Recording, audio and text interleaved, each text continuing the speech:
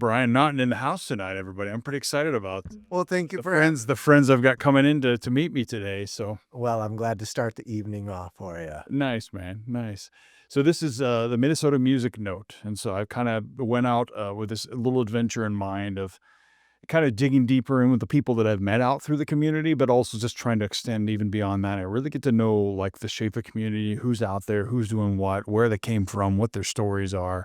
I also am building a website, like a directory website, because my wife and I moved here in 2013. And if you want to find out who's playing this weekend, it's such a difficult thing to do. Yeah. Now, there's a couple of people out there now, like, what's the lady's name? Big Glasses. I forget her Yes, name. I know who you're speaking of, but her name. And then Randy. Allison. I think. Allison. And then Randy also does Randy's rock and roll report every weekend. Yeah. So they're doing a nice job of kind of amalgamating a little bit what's going on and try to get that promoted. But yeah, I find it a hard thing, and I find it a hard thing to really get connected and know the community until I went to the open jams. And that's actually where we met. It is where we Right? met. Yeah. So I was thinking back as I'm on my way here. I'm like, I think it was a Ziggy's jam. It was a wasn't it? Ziggy's jam. Yep. Yeah. Yep. I think you were wearing velvet pants that night. Yeah. Not only was your music amazing, but you were wearing velvet pants, which I thought was like so. Oh, that must have been our Tripwire showcase. It was. with And I Sarah. think that was my first night ever at Ziggy's. Well, I'm glad we were part of our inaugural visit to Ziggy's. Yeah. I had a And good you've time. been kind of a regular there since. I I mean, was there for- when you can. I was for a while, yeah. And then obviously we started this thing and had to kind of back off of it a little bit. Yeah, but we like Ziggy's. It's a good vibe, Yeah. especially on the Stillwater side of the pond. The space is just really nice. Just has a really good vibe to it, great cool. sound, you know. It's funny you say that because for performing, I prefer the The Hudson. Hudson side, Okay. mainly with the way the stage is laid out and Okay. the depth of the bar. Yeah. And of course, there's that side room. Yeah. So a side room is pretty There's nice. stuff over there. And, Yeah. hang out there in between. But yeah. And then I had the opportunity to see your band too, Hits and Misses showcase. And that was an enjoyable evening. I'm unable to participate as much right now too. In With like all the open jams and musical- stuff. Yeah, all the musical. Well, you have like 19 bands going. don't you? Something like that. Yeah, I'm down to 18. You're down to 18. Okay. Cut one off. But No, we're actually at 4. I'm actually at 4 right now. well, tell me about that. Okay, great. So my Tripwire band had trouble finding a drummer. So that went into I Hate Us. That's the band that you saw. From there, I joined in a Duran Duran tribute band called the Ragged Tiger. We have a performance coming up November 21st at La Musique. So that's going to be fun. Oh, that's in St. Michael. Yeah. Oh, we got nice. some great bands. Yeah. I haven't 10,000 Days. I don't think I've actually even seen a show there, but I know it's a great venue. Yeah, 10,000 Days is coming up, and I believe you interviewed one of the guitar players. Was it from 10,000 Days?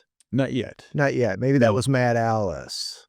No, No, not that one Alice either. yet either. So far it's been one of the guys from the Red Hot Chili Peppers band.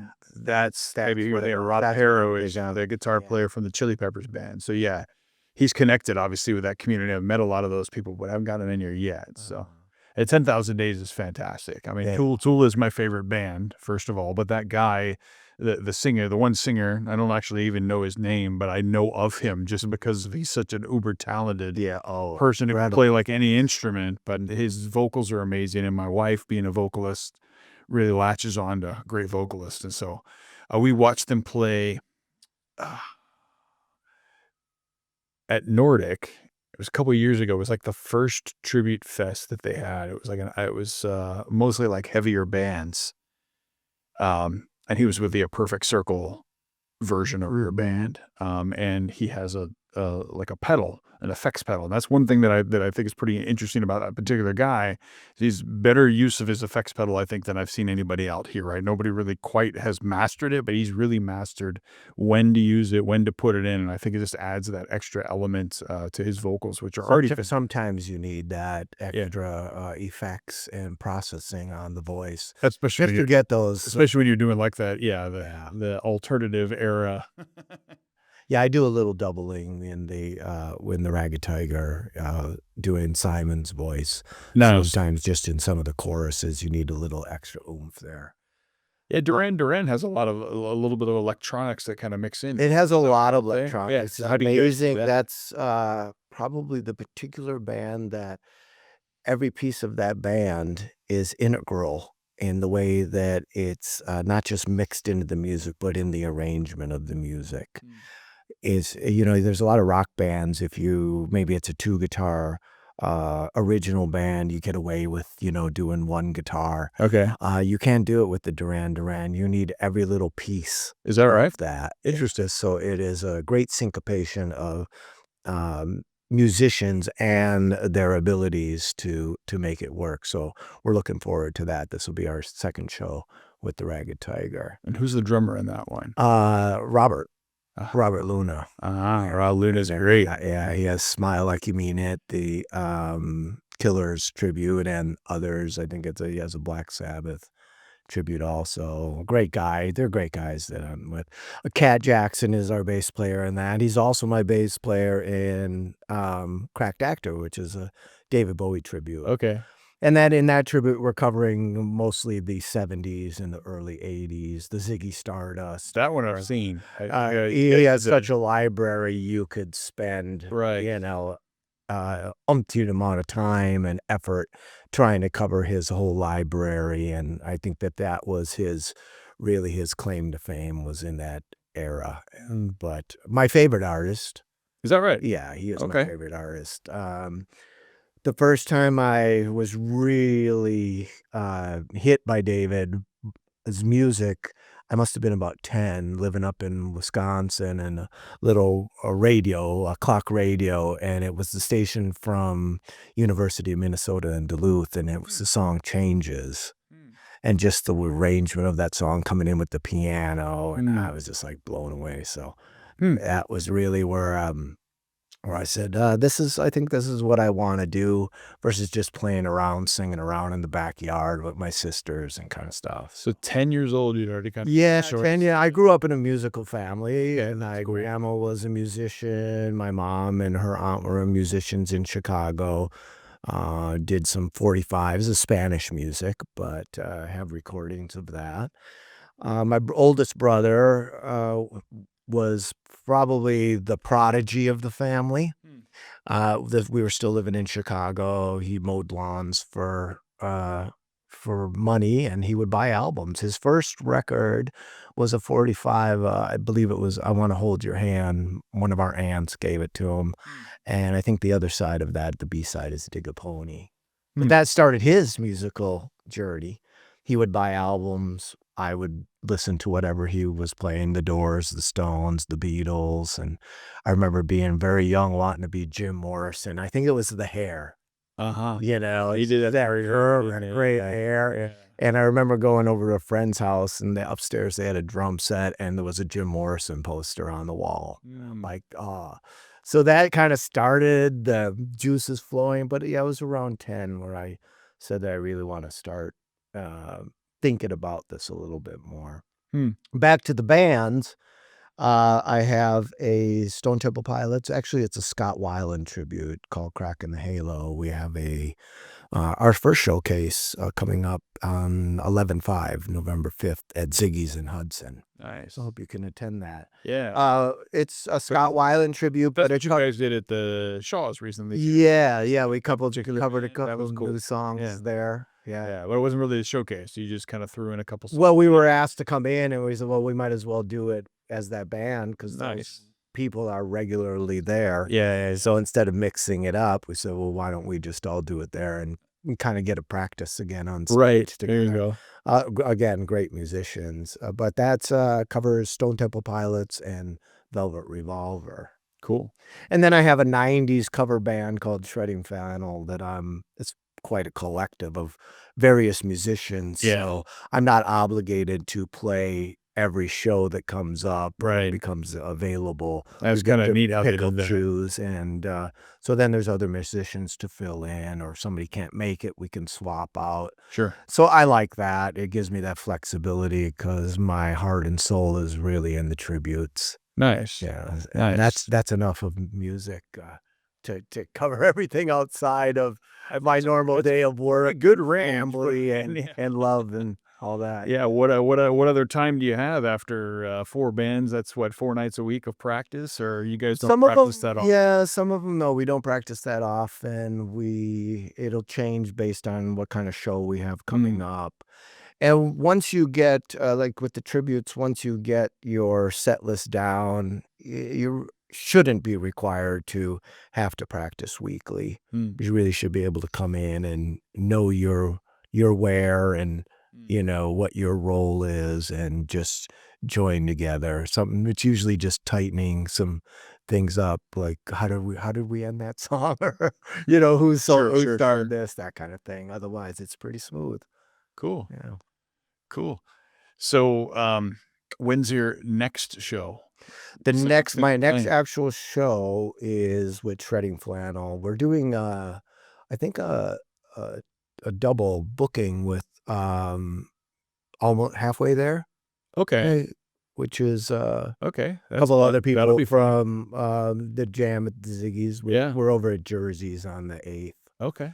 So that'll be a nice we play second, and so, don't have to come up with the 2 90-minute sets, just pick the best out of the one set and hopefully do a good, performance there. So my S next major show is the, uh, Ragged Tiger at La Musique on Alright. the 21st of November. Yeah, that'll be a big show. Yeah, Try to make that one. That sounds like a lot of fun. thank you. Yeah.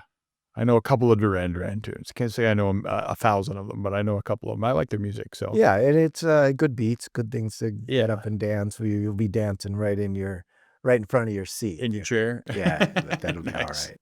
Nice, man. Awesome. So you started at 10 years old, got influenced by, uh, Ziggy Stardust. Yeah. And so what was next? I Did you started run out and learning form a band when you were 11 years No, old, or no. Remember this is the days where you were, learning songs from the Mel Bay, you know, guitar book. We didn't have YouTube. We didn't have digital. Uh, we had analog everything. So Sure. it was a book, it was record, cassettes started coming out. You couldn't use 8 tracks. That was a bad experience. But, so there really wasn't that ability to just go right back to, minute 12 mark and keep repeating a Sure. section to learn Sure. something. So that was challenging, but I self-taught on guitar. Playing the Cars was probably a big band for me, Hmm. at that time. I really didn't have the prowess to learn Jimi Hendrix or Jimmy Page, and I really wanted to sing.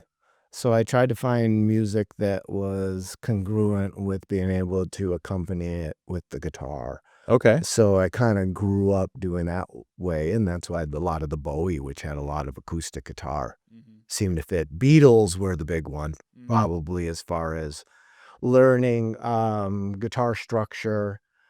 I remember the first book I had was everything was in B flat, and that was probably, like a, publishing rights thing. They couldn't be written in the original key, so everything was in B flat. So that's how I learned how to transpose music. Interesting. I was able to find which one it is. Okay, well, I Force know that transpose. chord is not B flat minor, it's A minor, and then just start marking out the book. But yeah, Interesting. yeah, the Beatles were big and big influence in my family too. Amazing. I really didn't do much, with music. Again, I was up north, Douglas County, Wisconsin by Superior. To get around, I didn't have a license till I was 18, so it was this and, you're not gonna carry a guitar with you, so I just learned a lot on my own, sang and played along with records and cassettes, and then I moved down here in 1980, started getting into music down here, probably moved to Uptown in the early '80s, Hmm. and Uptown Bar, and that's where I kinda started blossoming, Hmm. being around bands that were, hot at the time, The Suburbs, The Replacements, Husker Du, bands like that. Hmm. So, yeah, you just kinda went along with it and picked up a friend here, met a friend there and played along, but I had already moved out of the Twin Cities. I had moved, um, unbeknownst to me in the sense that I knew I would live there, I went to visit my brother in Georgia. He was stationed down in Warner Robins, South Macon, Georgia. And the plan was just to go visit. Hmm. And so I was down there for a couple weeks. And he says, "Well, you really don't have anything going on in the Twin Cities. Why don't you just stay here for a while? Nice to have my brother around." And then I started getting into bands there. The first band was this band called Sabbatical. I played bass for them. Okay. And they were, I went to a party and I think I heard Bela Lugosi's Dead by Bauhaus Hmm. and some more of the gothic, darker Yeah, I know stuff. Bauhaus, And yeah. and it was funny because I was kind of a skater at the time, and the kind of grungy, and then I started playing in that band, and then started like leaning more towards the black, and was with that band for about a year, and then I auditioned for a band up in Atlanta. At the time, it was called 39 Steps. It was original band, and I went up there and auditioned and got that uh, position as the vocalist and songwriter. And so we started performing around Atlanta, writing, and we were getting some good recognition, but we didn't think that Atlanta was going to be the place to make it happen. Hmm. So we were contemplating San Francisco, Boston, or Chicago. And Hmm. since I was originally from Chicago, where my vote went. Yeah. But it seemed feasible and logical that you would be in the middle of the country versus on one end or the other. Hmm. In my travels and in my reading and stuff, in the performance industry, they're two places that have a lot of opportunity, and they're two places to get easily gobbled up in all that's going on. So I thought Chicago would be a good place. And also there You were said bands. there was 2 of each, so let's dig into that. What are the 2 places what are the 2 places that get noticed, and what are the 2 places that get gobbled up? Well, you got New York Sure. and you got LA. Sure. And so we were thinking San Francisco. Those are the gobblers? Well, it's, yeah, there's just a lot of promise Yeah. and a lot of promises that Yeah. are made. Yeah. People go there with a dream. It's wonderful to have a dream. But when you're relying on other people to tell you what your goals are, and you just listen to others versus what's really being said to you, if you're willing to listen Hmm. to the right voices, um, I just didn't feel, and we had decided that Chicago would be the best place versus being all the way on the East Coast or all the way on the West Coast. Alright. So we were coming up to Chicago around the time of bands like Ministry, Stabbing Westward, um, Smashing Pumpkins. Those bands were really starting Yeah. to hit it off. Liz Phair, Veruca Salt, Mhm. bands like Mhm. that. So we picked Chicago. Okay. And so my first night there was seeing Stabbing Westward up at this bar called the Avalon, and we played there a number of times. So moving there in August of 91 was an amazing experience. I was happy to be back in my hometown. And we ended up getting signed about a year later with Cleopatra Records, and we recorded our first album recording. I think it was released in 93, recorded it in 92. We did some of it in Atlanta at a place called Tree Sound Studios. And we were able to transition some of those songs over to the album Molting without having to do a whole nother recording. We were very comfortable with the sound of our first recording, which was on cassette, but it was, I think, 11 songs. Hmm. So then we did Molting and toured for a couple years, and then kind of had a Spinal Tap moment where things just kind of dissolve. Um, you're in these situations of life, and in the moment, you're thinking, oh, this sucks, and who would want this to happen? And I know that your wife is either in or connected to the healing arts. And Sure. so, and I was getting into that, the Eastern philosophies, and studying Qigong and Kung Fu and Shiatsu and things like that. And I was already leaning that way. So we had come back from our second tour and from California, and we got the band members got home at different dates. Hmm. A couple of them had headed back to Atlanta, and so it was me and the guitarist. So I get home late, and I get a bang on my door, and we got to talk. And so then there was a discussion, and I said to the other band members, "It's either you or me." So I was like, it was me. It was me that was gone. And but really was a blessing. It was one of the greatest blessings that could have happened to me. Mm. But you don't know that unless Until you it's get not. to climb the mountain and get to look back down on the valley.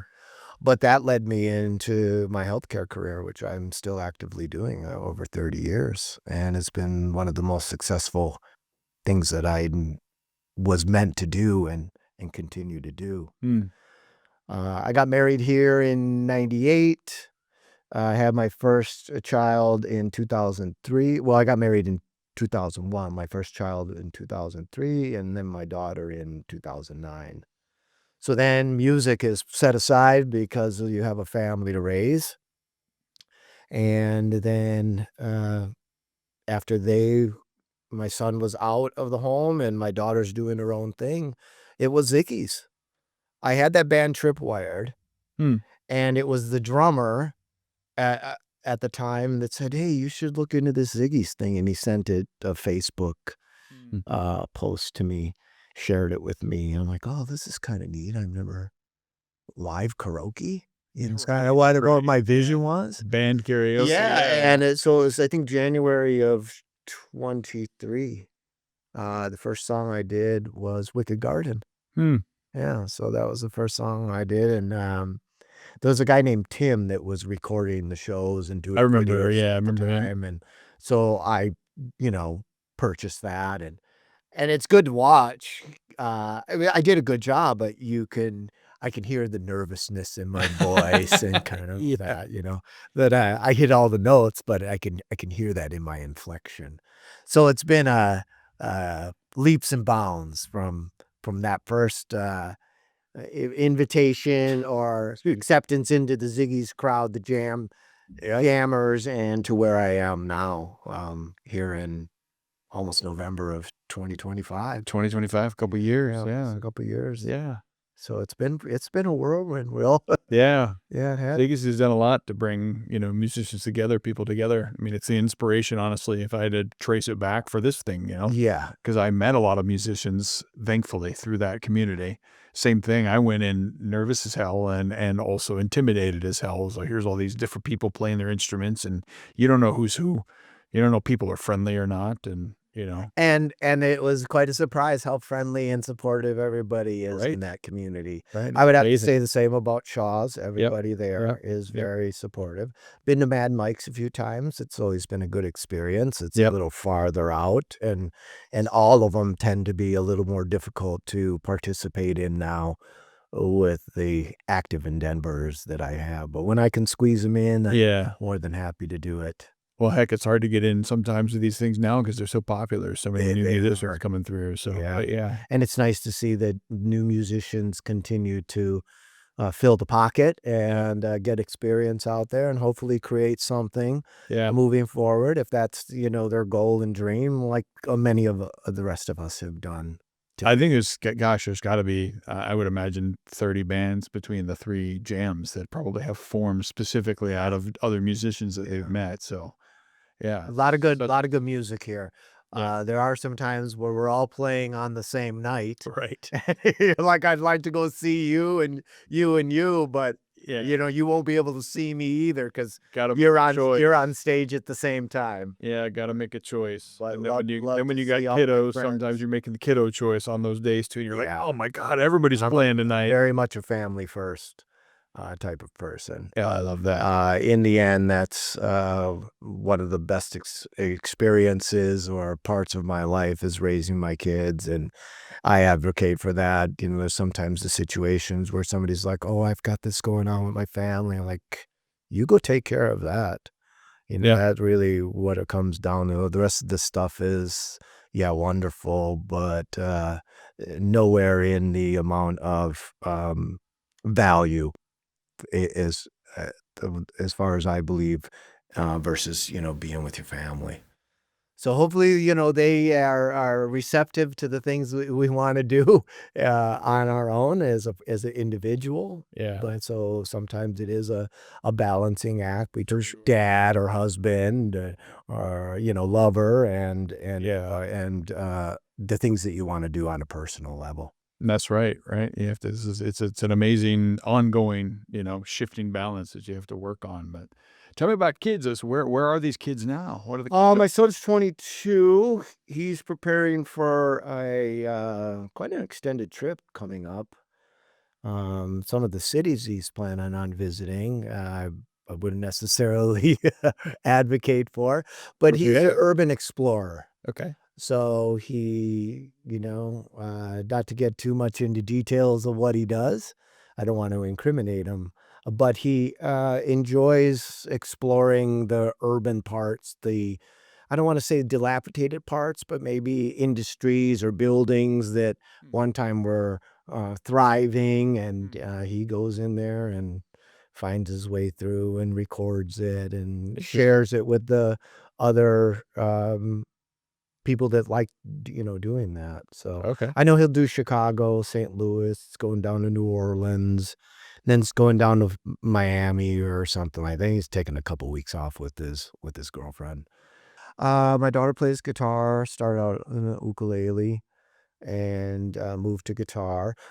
She played clarinet for a few years, so Cool. learned to read music. My son started out in saxophone, Hmm. school band. I remember trying to get him to play guitar. Like, son, I have all these guitars. Nah, I'm not interested in the guitar.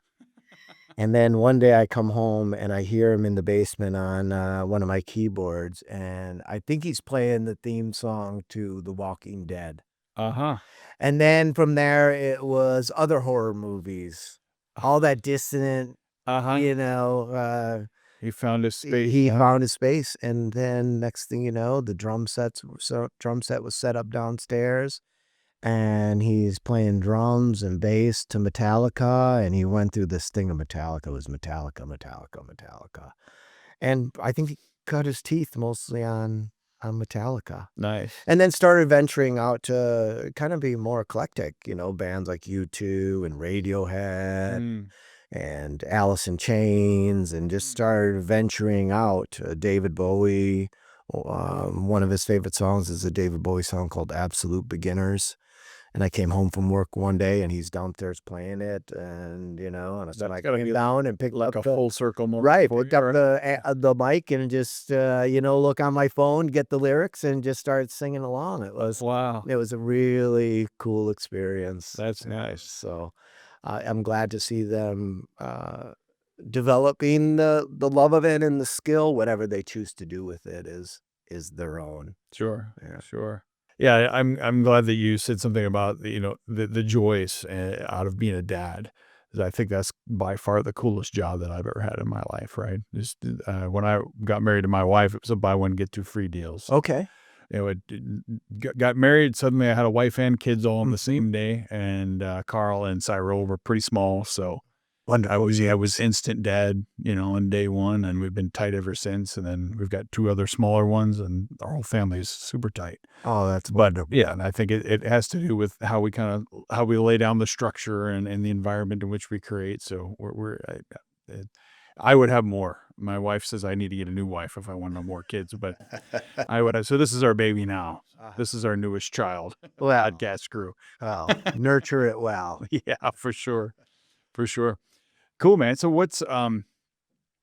how do you feel about the Minnesota music community as a whole? And what's some interesting stories or interesting things that you've been a part. Yeah, so as far as, the current music scene goes, I'm mostly involved in the bar scene and the cover bands and tribute bands.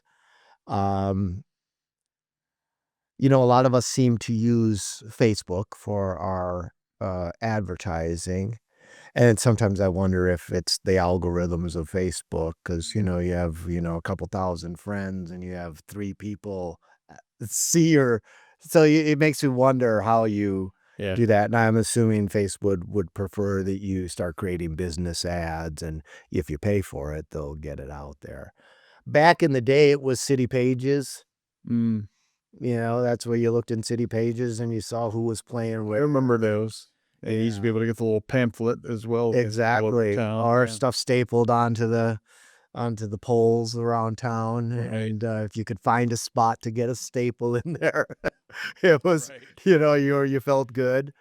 Do people use bulletin boards anymore? I know there's I still around, but Yeah, I don't know. yeah. Yeah, that's all too old school, I think. One of my experiences back then was I was in this U2-ish type band, and we practiced over at, Metro Studios. I think that was on Washington. And one of the bands that practiced there was The Replacements. Hmm. So we would hear them practicing once in a while, and, one day we heard them and the door was open. So, of course, it's like, you gotta go check it out.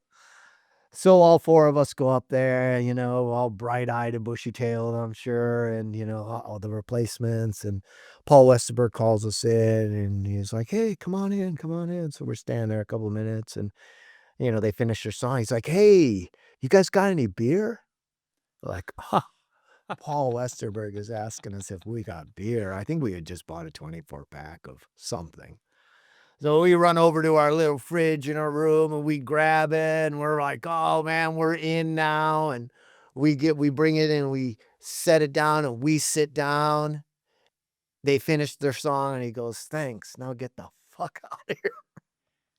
That's messed up. And it was probably like the coolest thing that could happen.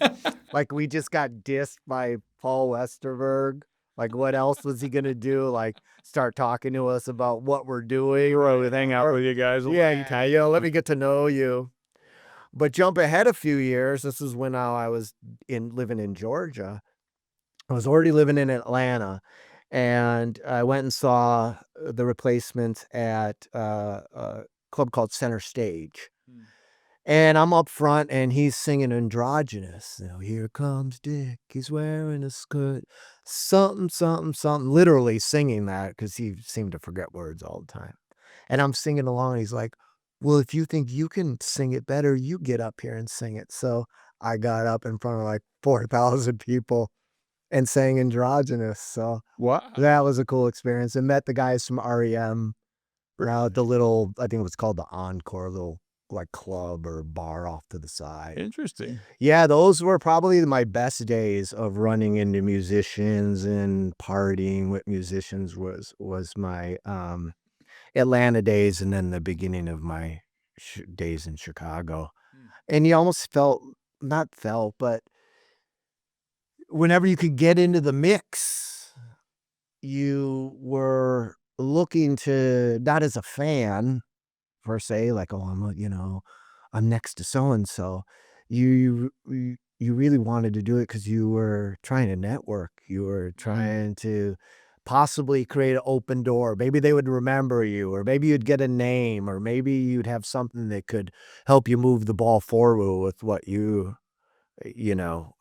you are trying to do, in your goals and, trying to be successful. It is a lot about who you know, and that's probably in this business too. Fortunately, I don't do any of the booking, part. I've been asked to do that sometimes. For any of your bands? Well, probably for the Bowie, Yeah. um, but it's just not the part of me. I almost would rather get an agent or an entertainment thing and do it than like start making phone calls. Mhm. But now that I've been involved with, Shredding Flannel that does a lot of booking, things are starting to just again, that part of being just part of the mix, a part of the family, part of the industry where, through conversation, things just come up and it's like, "Oh, yeah, we booked over here and we spoke with this person," and, Hmm. then you get a contact name or Mm. somebody who would be, "Yeah, I think you guys would be good at this club," or we're playing with Dissident. You saw Dissident, I did. Grant Yes. Yeah, yeah, they're good. They're great. Spare. We're playing with them at Jersey's in December 13th. So Jersey's kinda sounds like it's doing like a double billing sort of thing now. They may Is be. that their new jam? I think some of it is just a cover band or a band, doing two 90-minute sets Mm, or three mm. 60s. The normal, slot of time that bars have bands play. Again, I haven't really been involved with The that booking side of the side, so, logistics yeah. side. We were I just was just next. curious because I was even earlier when you mentioned that you're playing there with Halfway There, I was like, "Oh, that's interesting." Like, Yeah. that isn't And Alan, it's not a normal kinda scenario, but I think it's almost as a better scenario for everybody involved, right? Sure, I guess maybe you make half the money or maybe they don't pay the bands quite as well, or maybe they do, but I think it's better for the I think, venue to kinda have that mix of crowd come in and, yeah. you And know, the bands mathematically, usually stick around and watch the other bands and support, and mathematically, it probably makes the same amount. yeah, You're just, instead of getting paid for the whole night, you're getting paid the same amount, but for half yeah, in the half night. yeah. Sometimes it's nice because I prefer actually about 90 minutes. I'm willing to do those 3 hours, 4 hours of not music, but time slot. But when you're getting home at 2:30 in the morning and you've had a guitar slung over your shoulder for all that time, Mm, it can get it can get a little taxing. So yeah. the 90 minutes are nice. There are a lot of great bands, as you had mentioned before, the bands or the industry around here. The bands that go along with the Crack in the Halo or Stone Temple Pilots tribute, there are a lot of great bands that fit right in that. Mm, Um, there is Sir Psycho, there's Mad Alice, there's mhm, Dissonant, there's Lithium, there is even bands that might do covers like Shad Christensen's band, Seattle Rain. mhm. And then they have a side project, which is another Nirvana tribute. So seems to be a really good mix right around that 90s Yeah. era to fill in. I don't know. I'll ask you. You may love a band, like, oh God, but do you want to hear 3 hours? If you're not actually seeing Alice in Chains, do you necessarily want to hear 3 hours of Alice in Chains covered? And you don't have to answer like that's just an example, but I think sometimes as much as you like them, that um, the night can even get long for the audience of one. Right. So I think when 10,000 Days, for example, which is an amazing band, the first time I heard them was I was playing for Seattle Rain. I was there that Shad night. Yes, was, I yeah, was there that night at that franchises. program. So I was asked Yeah. to fill in, and so that was an amazing experience, and then getting to see 10,000 Days. But they kinda divvied it up. I think, Seattle Rain did an hour worth, and then 10,000 Days took on the rest. Yeah. So, whatever anybody wants to do, follow your heart type of guy. Sure. If you can get the people to stay and be interested, then by all means, you got something strong, Yeah. out there. So, and that's interesting that you say that. Actually, we're getting down to the end of our time here because I do have another group of people coming in right after this. What So I think, so the last thing that I like to do with everybody is now, Brian Naughton, you get to nominate who should be next on this show. Who should I reach out to? I was listening to, I think the first maybe the one of the first podcasts you did with the guitarist from Sir Psycho, Okay. and I think circling back and asking Anthony to the The stage, lead singer. the lead singer, Okay. He's quite a dude. Yeah. on. Okay. Um, or I would pick Shad. Okay. Yeah. All right. He has some, amazing stuff going on. Yeah. Picks and choose when they play. That would kind of probably tie into to Aaron Cole, who Yeah. you've interviewed before. But I think those would be a nice mix, and then if you get one of them in, then they could nominate the next one. Yeah, well, I mean, you heard it here. Brian said both of you, so you're both coming in. Do it. Yeah, sounds good, man. Thanks for doing this. Hey, I appreciate you Yeah, having me in really today. enjoyed Thank you this. so much. Yeah.